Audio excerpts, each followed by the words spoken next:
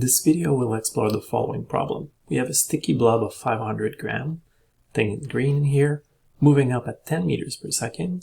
It's a 900 gram piece of wood in brown and sticks to it. How high will the piece of wood rise?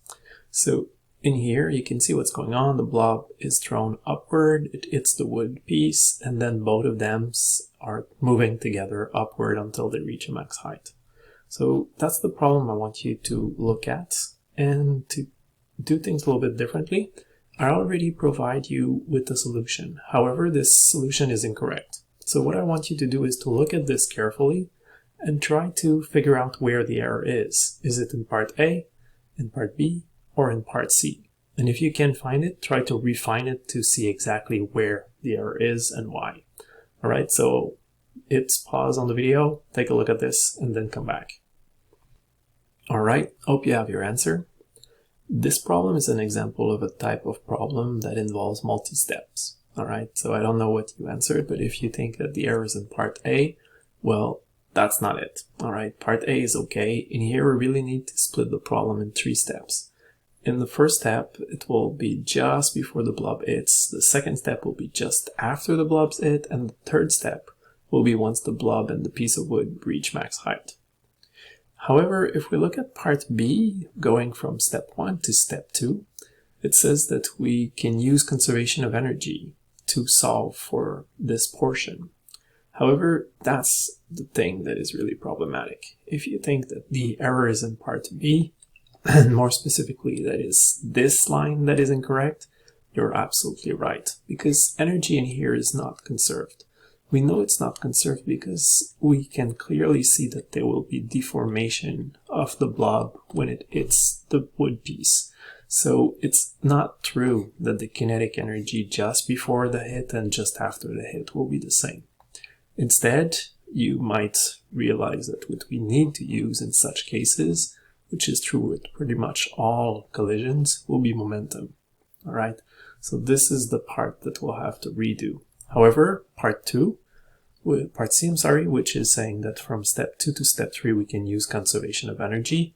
This time it's true, because once the blob is in contact with the wood piece and they're moving together, then there is no loss of energy, so it's totally okay to use conservation of energy. So what we want to focus is on redoing this portion.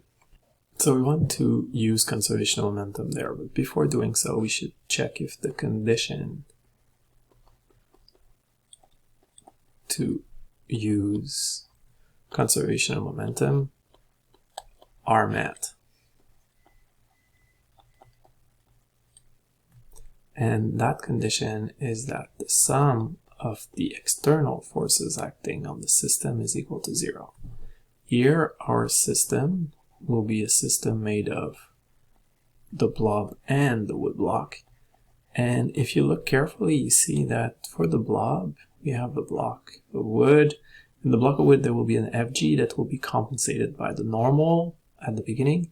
But for the blob, we have actually the force of gravity acting on the blob that has nothing that is canceling out. However, there is a force between the wood block and the blob, and that force, okay, I'll call it F wood on blob, and that force is much bigger than Fg.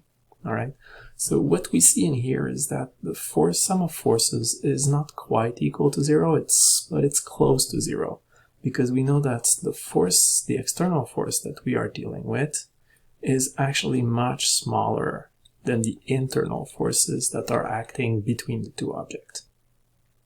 So even though the condition is not quite met, it is close enough so that because we have a short duration of the collision, we can indeed use conservation of momentum. Then we're justified to write that the momentum of the system at step 1 will be equal to the momentum of the system at step 2.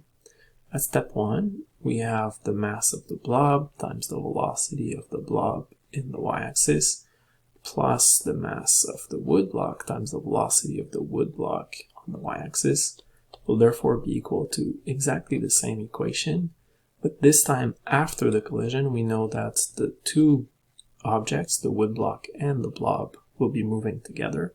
So we can put them together in the same equation, and this will be the velocity 2 that we are looking for, the velocity just after the blob hits.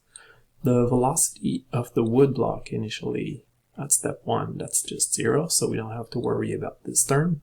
And you can see that we end up with a fairly simple equation. We'll just have that V2 is equal to this term, mass of the blob times the velocity of the blob before the collision, and then we have to divide by the total mass after the collision, so the mass of the blob plus the mass of the wood block.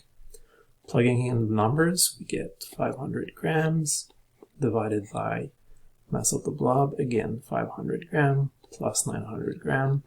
You see that I kept everything in grams. It's okay because anyway, I know that the units will simplify, so it doesn't matter, times the initial speed, which was the 10 meters per second. And once we do all of this, we can get the velocity after the collision, just after, which will be 3.57 meters per second. So now that we have the correct velocity just after, I can be lazy and just go back to my original solution. And you can see that all of this is still true. We still have that the kinetic energy just after the hit will be equal to the kinetic energy plus the potential energy after, because there's no more loss of energy. And at the max height, we know that the velocity is 0, so there's no kinetic energy for the wood block and blob moving together. And therefore, the kinetic energy just after the hit will all be transformed into potential energy due to gravity. So all of that is fine. The only thing that I need to remove is the velocity that was in the incorrect solution. And once I erase these two parts, I can replace them with the correct values. 3.57 from the previous slide. And now I realize a bit late that my unit for this was actually wrong. So if you said that in part C there was an error and it was the unit for the final answer, you were also right. But it was probably not the worst answer. So now we can do the math. And when you do 3.57 squared divided by 2 divided by 9.8, we get a final height reached by the blob and wood block together of 0.651 meters. So what I want you to take from this problem is the importance of checking what's conserved when, and to see that sometimes you will have to use multi-steps. So in here it was important to see that you needed to split things into 3 portions.